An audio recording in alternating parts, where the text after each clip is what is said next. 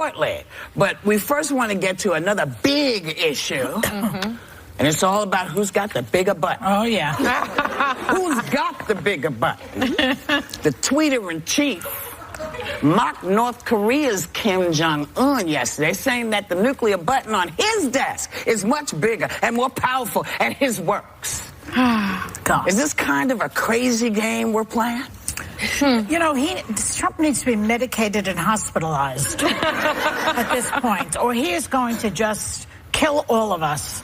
And, you know, my feeling is that probably they're getting closer to him in the Mueller investigation. And that's what this is about, a lot of it. It's like he'll blow the whole world up so his stupid sons don't have to go to jail.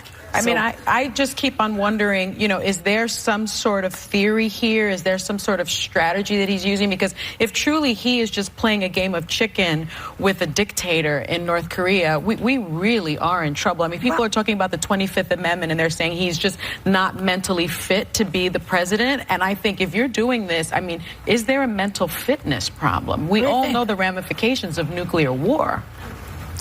My turn. Not to be too heavy. Not to be too heavy, no, but it's true. First of all, not to bring too much levity to this, but when I first read the tweets last night, I was like, this is an intensely phallic thing to say. This seems to be about all whose is bigger in what context or another, which is why Nikki Haley needs to run for president. We need to have a woman one way or the other taking over. I will say, I keep having friends call me and text me about, like, is there really a button in the White House? Is it like boom and then we nuke? That's not how this works. I just want to say, first, the president will have to convene with military and civilian advisors in D.C. Once the decision is to strike, a senior official in the Pentagon War Room must formally authenticate the code.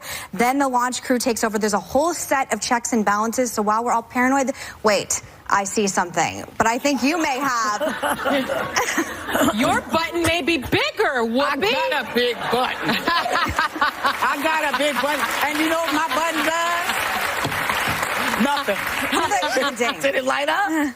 My button used to light up, but my button's old. We may have those checks and balances here, but he's dealing with a mentally unstable opponent who does not have those checks and balances, as far as I can tell. Well, he's a dictator. He doesn't have to check or balance with any party. So why play this provocative game back and forth with someone who's almost as crazy as Trump, or maybe more? Because there's exposure for Guam, there's exposure for Japan, there may be American soldiers. American soldiers. So the reason we've avoided this before is because of the idea of mutually assured destruction. That's right. Yes. And so we understand, like you said, the ramifications of nuclear warfare, and it's not as though we have no feasible way of understanding how this affects everybody, but it speaks to the larger picture of using social media as a platform to communicate and as a platform to implement policy, because he's pushing everyone into a corner by avoiding the natural way in which one makes policy and in which the Obama administration had to act. And so it is fascinating because social media prohibits you from having a constructive conversation, rather you make statements. Well, is it scary to younger people? Very good take for a 17-year-old. Right.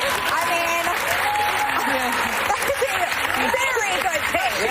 She is sharp as a tack. Not that I didn't expect it, but I mean, when I was 17, I definitely didn't know national We won't policy. hold your age against you. Like But that. you have to be more woke today, right? I mean, it's scary for young people when you have an administration that's playing chicken with North Korea? I think part of it is being somebody I'm turning 18 next month, and so I lived most of my young adult life under the Obama administration, and so there's a certain mental agility that had to come into play as soon as the Trump administration was brought into office.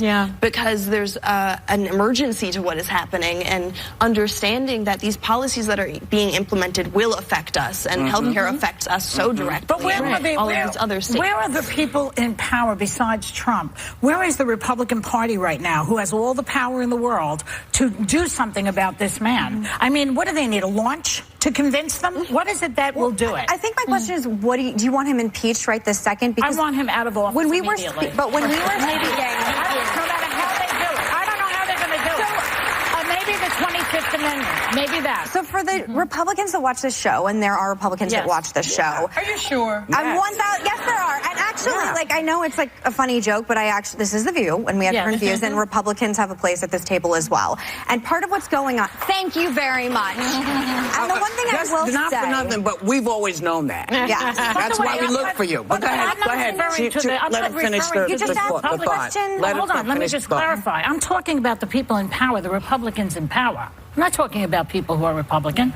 Meaning, what will they have do? less power than, they have just as much or less power than I do. You asked me a direct question about Republicans being in power. I know a few that are in power, Joy, one way or another. But I will say that yesterday we had a heated conversation about when it's time to panic, when it's time to talk about impeaching Trump. And the problem for a lot of conservatives is the day after President Trump was elected, you're already calling for impeachment. Yes, if he gets us into a nuclear war, obviously there's a conversation that should be taking place. Maybe that should be in worst case scenario.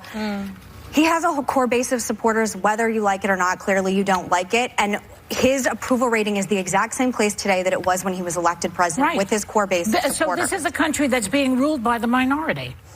That's not in the Constitution. But here's another way to look at this, because, people were very freaked out. I think if Jeb Bush had become president, the conversations would be different. But, you talked about the next day. Well, don't forget what happened the next day after Obama was elected.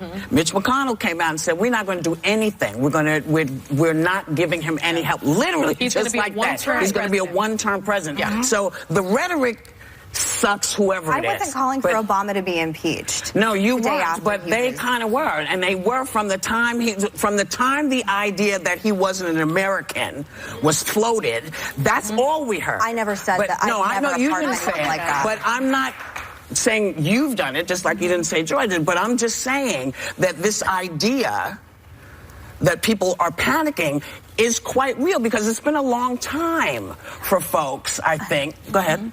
I understand why last night, because again, every time Trump tweets about anything having to do with North Korea, my phone explodes. And I will say, yes, of course, even last night when I was watching the news and it came up, I was like, what, why, again, as you said earlier, why are we dictating international diplomacy with an irrational dictator by tweet? I 100% agree with that. What I don't agree with is when he's just tweeting in support of Iranian rebels, that means leads to impeachment. You said yesterday that he shouldn't even be tweeting about that in general.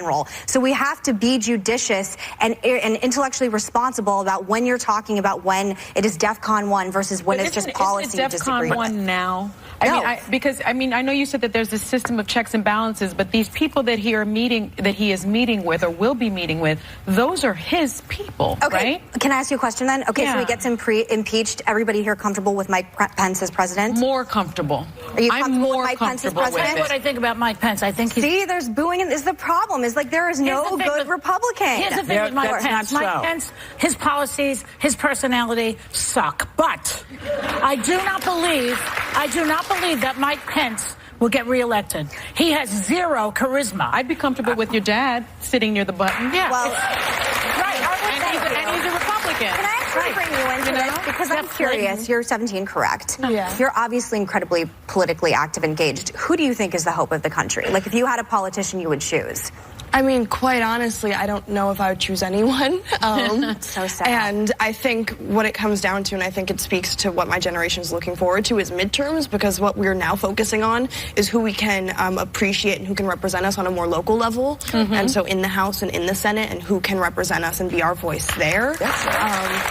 And you have a great project that you're working on, right? She was telling us about this great project. Yeah, it is called 18 by 18 for my generation, who is turning 18 this year, who have just recently turned 18, in which midterms will be their first election, to really increase voter engagement, because I think there's a lack of nonpartisan platforms in which we can fully understand the policies that are being affected and how they affect us, and understanding that, okay, we may not be able to vote right now, or we may not be able to vote in the next couple months, but when midterms comes around, the policies that are being implemented if we don't take action affect us as young adults and affect our entire country. Y'all know she's going to Harvard, right?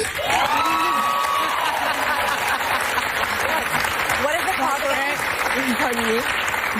Your initiative. Oh, it's called 18 by 18. So just one more thing. When he also tweeted, I guess, that the high airline safety that we've all experienced this year is because of him. He takes credit for the fact that there were no plane crashes this year. There were no asteroids hitting us either. I guess he believes that too. But in other words, I don't trust anything this man says, which is why I don't want him tweeting about Iran or anything else. I think that he is losing it. He says irrational things all the time. And for me, it's like he has to go out of office, period. So here's the deal. When we come back, because you mentioned